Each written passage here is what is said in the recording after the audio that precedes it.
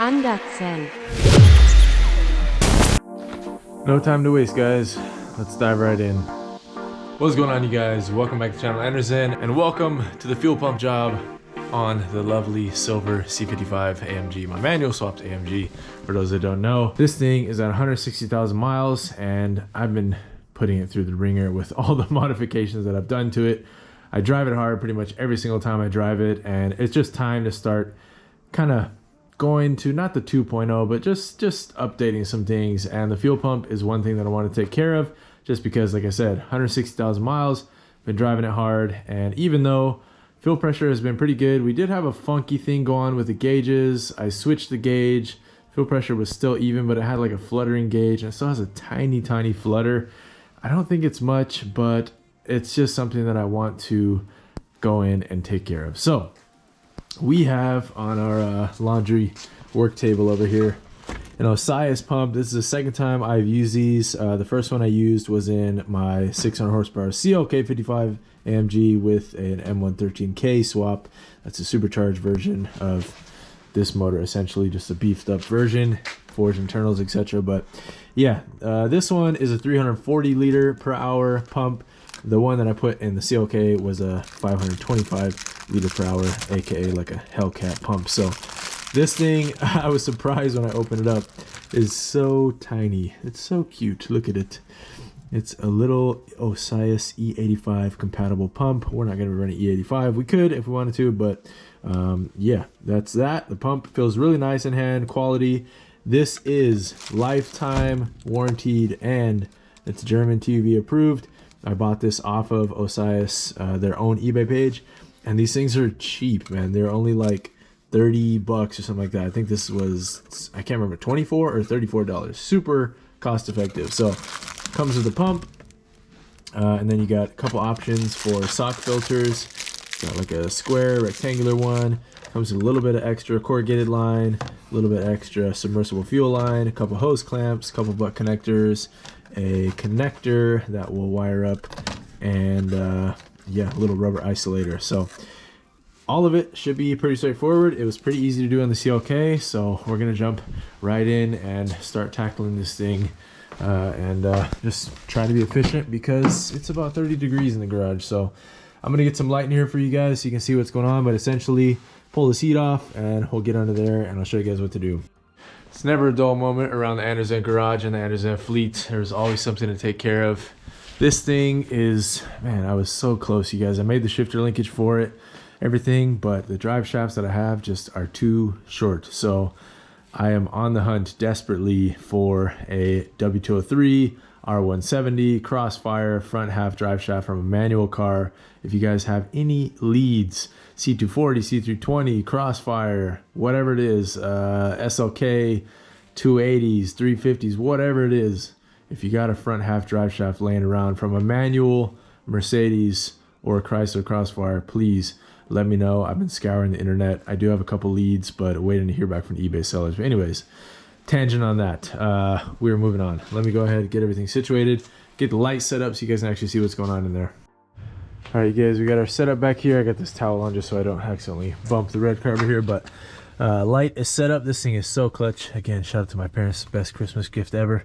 It's been coming in handy. It's just sitting on the Recaros. Nice, perfect setup. Anyways, these little plastic clasps come off the front of our seat down here. I don't know if you guys can see that, but there's a, I believe, 13 millimeter nut. There's 4 of them all along the bottom of the seat here. That's really all you got to do. Take those off, and then this should flip up, and we'll see underneath. So let me go ahead and check those. All right, so let's see. Hello. Oh, there we go. Okay, yes, there are 13s.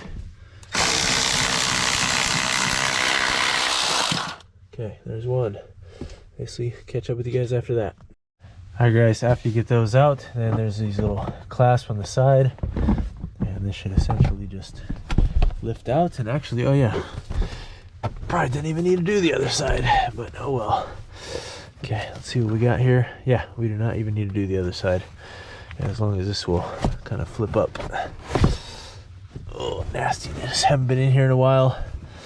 Probably juice spillage from my son, so go ahead and vacuum this up real quick, clean this up before we move forward. All right, you guys, moving forward. I don't know what this is. I sprayed some PB Blaster on it, let it sit for a while. I'll wipe that away later, but I don't know if this is factory hardware, to be honest. Normally they're just little bolts.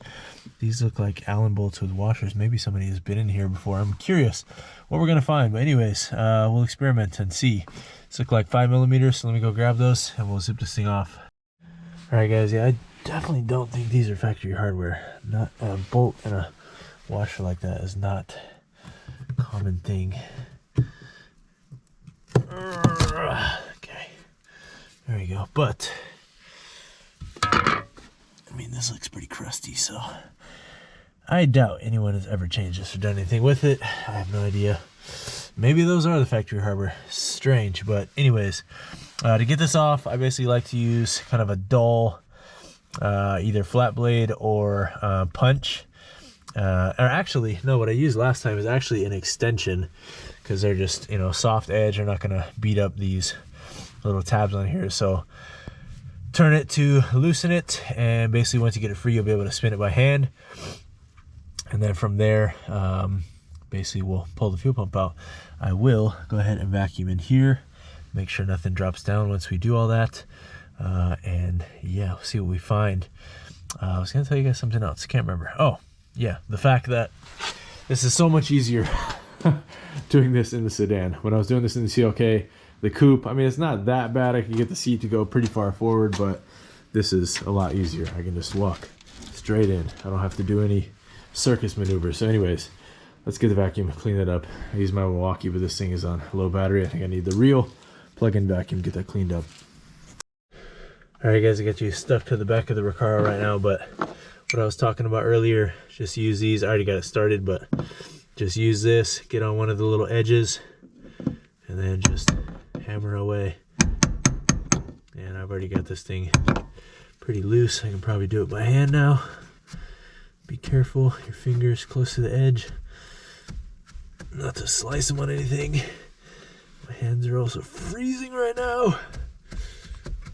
But anyways, there we go. And be careful. Oh boy, there's a seal. And you don't want to get a bunch of fuel on the outside of the seal. So luckily that popped up okay right now. I just so happened to get gas the other day, so this is going to be pretty full. So I'm going to need to try to evacuate my bucket as best as I can. I might need to open up the garage shortly. I think that was just PB Blaster. Anyways. Alright. Yeah. Let's go ahead and remove this seal so we can try to limit the amount that it gets doused.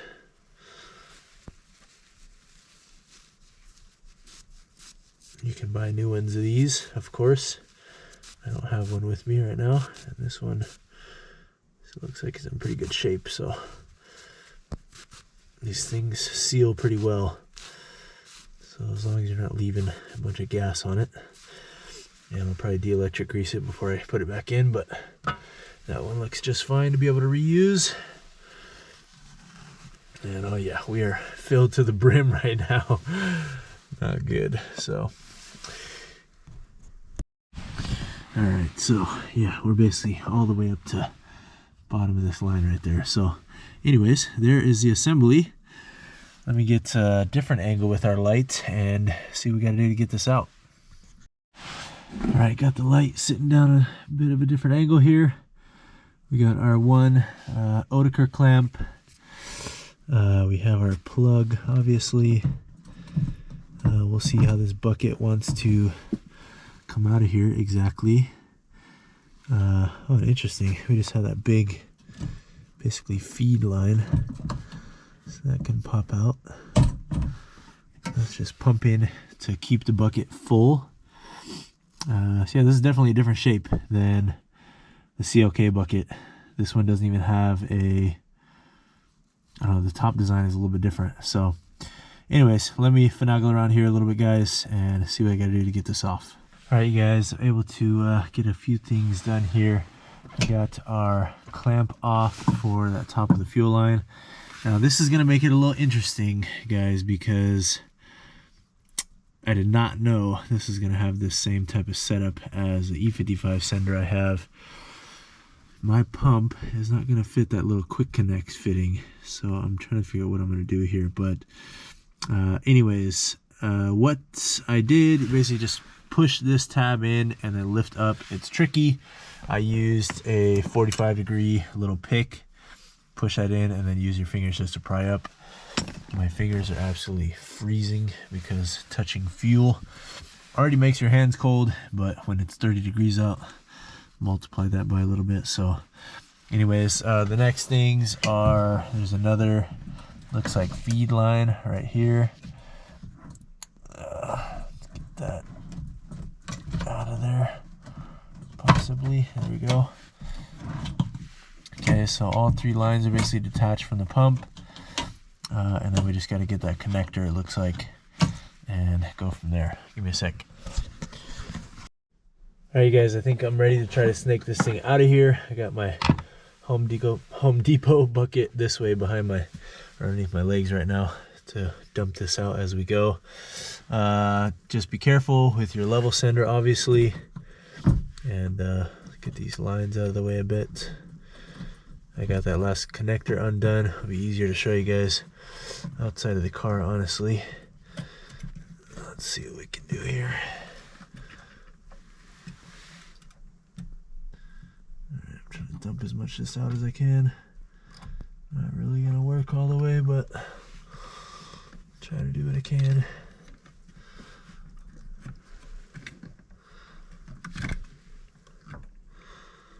Oh yeah, this thing's basically filled to the brim. Okay, level sender. Where are you? Got it. All right.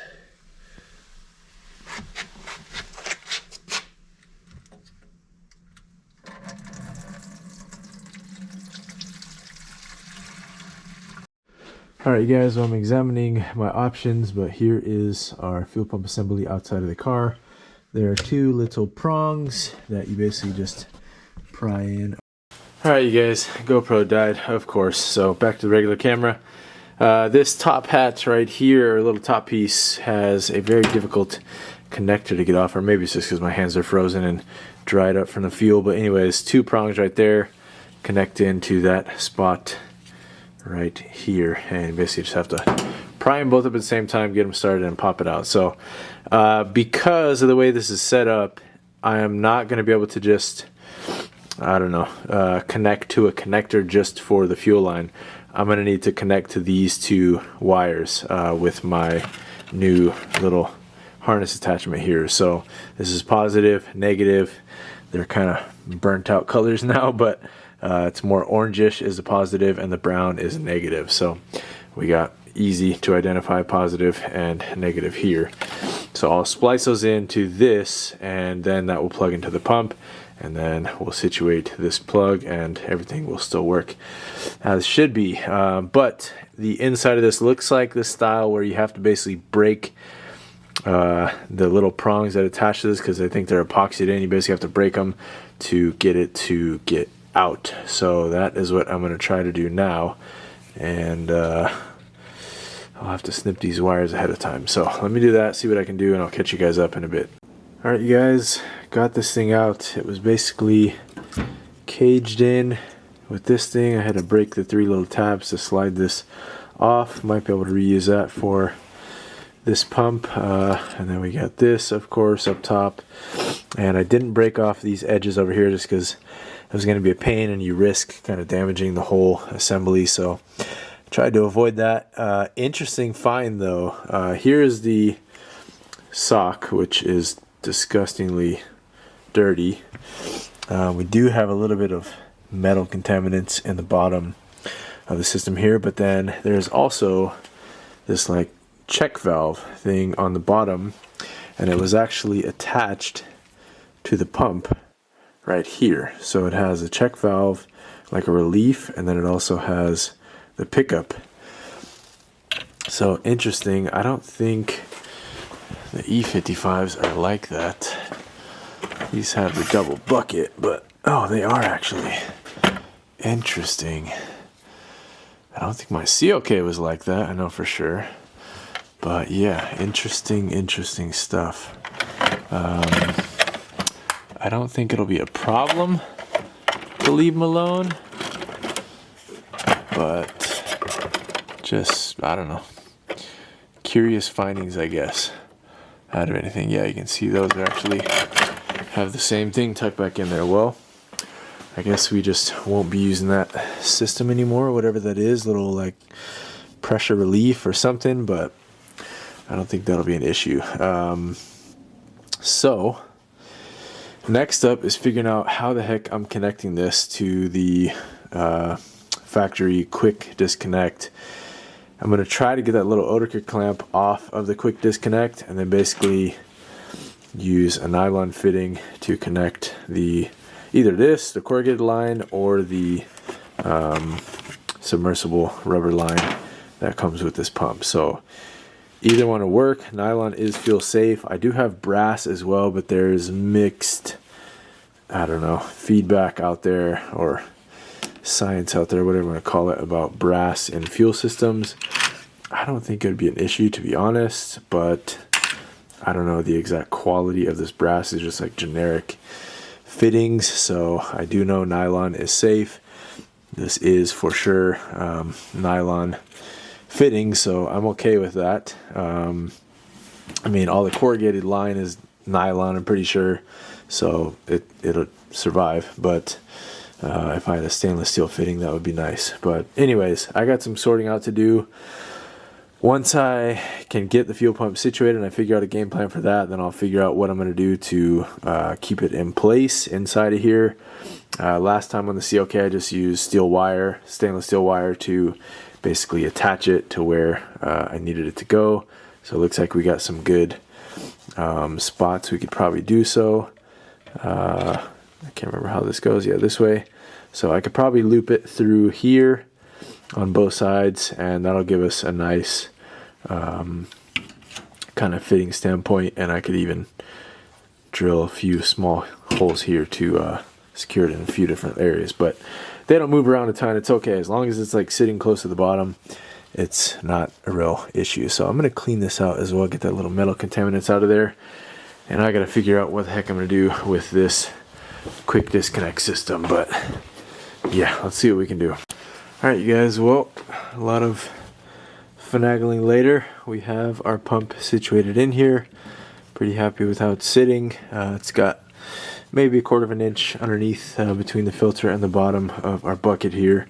Just use a little stainless steel wire and existing holes to mount it up. And then I used that submersible fuel line that they gave with us, or gave with the kit, to basically wedge the pump into the existing little housing.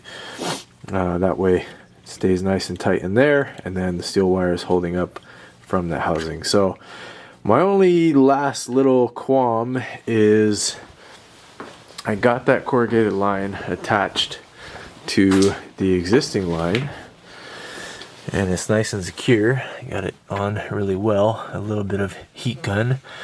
Sorry, you guys can't really see that. Anyways, got that on right there. However, this line is now very, very long, and I'm not entirely sure I'm going to be able to get this to sit in here. So I don't know.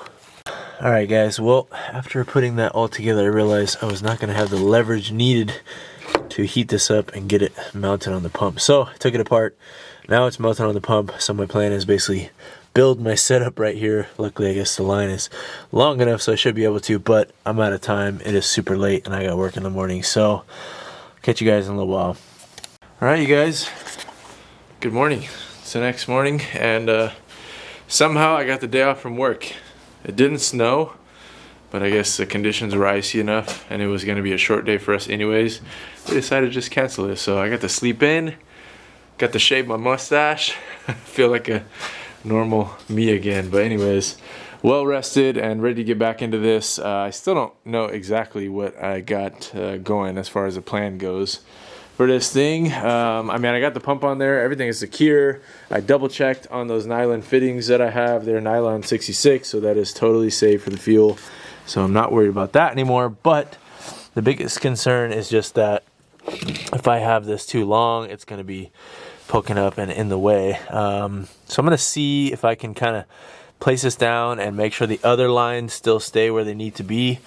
And if I can confirm that, then I'll just leave it. I mean, it doesn't hurt to have it this much longer. It's not, you know, that's not the problem. I just want to make sure everything can fit okay. So let me do some playing around. I got to figure out what I'm going to do for tying this thing down. I think I'm going to do the same thing I did on my CLK and basically make like a wire wraparound and then 3 wires coming off of that to tie to the actual bucket to keep it stable. So that worked really good on the CLK. I think I'm gonna do the same thing here and see what I can do with the bucket. So give me a second, I'll check back and show you guys what I get. All right, you guys, use my little hacksaw blade taken off of the saw and cut out our inner bracket here.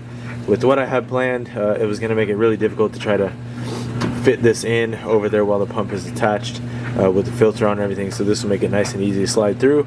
I also drilled 2 holes into the plastic housing to loop my wires through, and then there's a spot over here that I can already loop through on that side. So I got 3 points of contact, basically like a 3, I don't know, hammock method, hanging it in there. So I'm gonna go set this up and I'll show you guys what it looks like. All right, you guys, well, that was some straight puzzling right there, but I've got all of our wires fed through the proper locations out of the actual power wires and potentiometer wires for the level sensor, so that should all be good. I think my plan is I'm going to set it down, kind of figure out where the hoses want to settle, and then I will tighten these up while it's sitting down in the tank. Actually, I'll probably tighten them up a little bit just so I know it's hanging at least off of the bottom of the bucket so the filter's not smashed up against the bottom of the bucket. But yeah, should, as long as it's floating a tiny bit, that's all it needs to do. So let me do that and I'll situate it in, show you guys after. Alright guys, surprise! Bet you didn't expect that, but what the heck was I doing? I don't know, I was working harder, not smarter. Anyways, I just redid my work and I just used some factory fittings that I had over there because I realized when I was about to slide this down, I was like, wait, that long hose is A, gonna make the bucket really hard to get down there, which I did get it down there, but then B, it's so long that it's like, and these don't really flex a whole lot, it's really hard to situate it where it wants to actually sit. So I basically took this, I need 2 hands to get that off, but this is a push lock clamp. These are super nice. This is what the CLK uses. I don't know why Mercedes switched to the other ones. These are great. But yeah, I'm going to use this now, and then I'm going to heat this up and bend this to a 90 and attach this to the pump. So now we're going to have a much easier setup to try to deal with, and don't have to try to finagle as much as I was. This is why you don't work super late and in the freezing cold, guys. You make brash decisions and then you end up having to undo them. But anyways, much happier with that now. Like I said, I just got to take off that piece of line.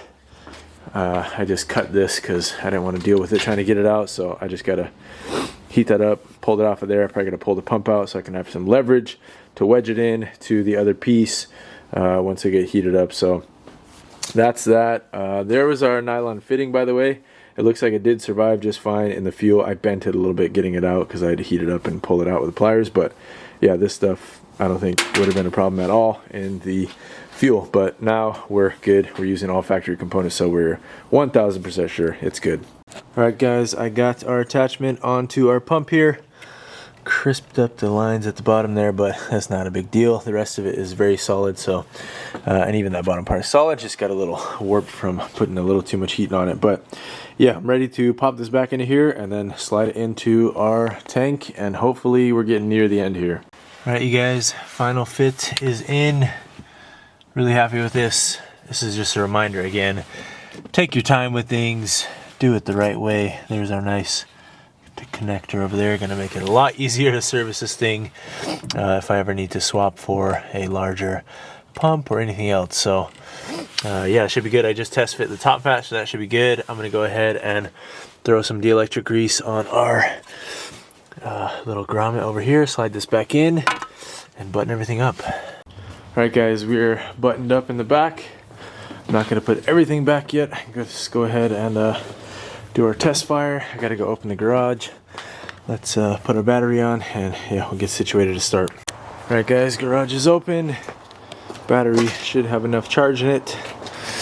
Let's see, we're not just charging. Yeah, so 2-3 bars usually enough. By the way, I think I mentioned to you guys last video, I got another battery on the way. Lifetime warranty from FCP Euro. Came a clutch for the Odyssey, so we'll get that thing revamped here shortly. But yeah, I think we should be good. Let me go ahead and sneak in here and just prime it a few times and crank it over. Holy smokes. Tight fit. Alright, made it in. Let's go ahead.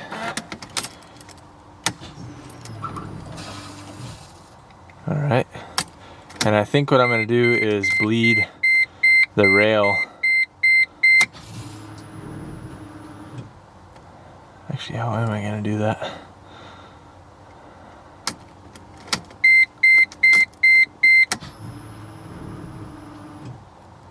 Let's go check the rail. Actually, let's do it one more time.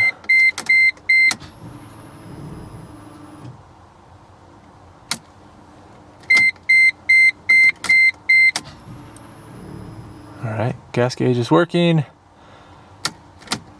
Hear the pump priming. So we should be good. That's one thing I didn't think about.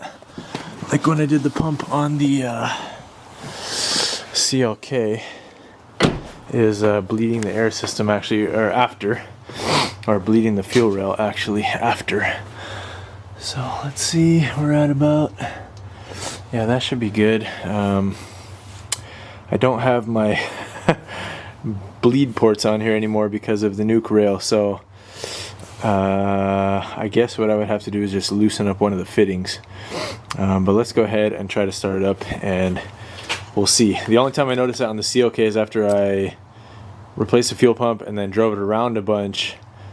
It started making noise like from the sending unit, and then I bled it out of the little Schrader valve and then never happened again. So we'll see. I guess I'll have to keep an eye on that, but I'm just starting it right now anyway, so should be fine. Okay, here we go. First start on the new fuel pump.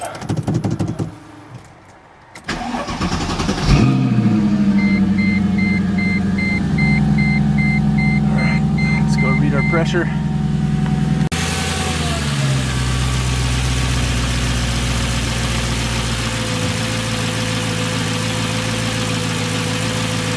Alright, pressure is good.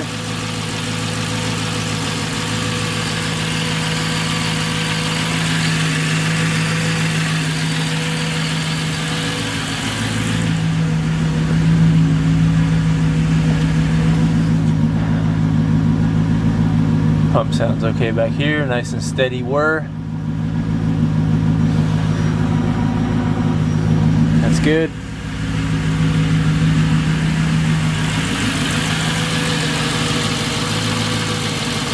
Alright, we still have that tiny, you guys can see that,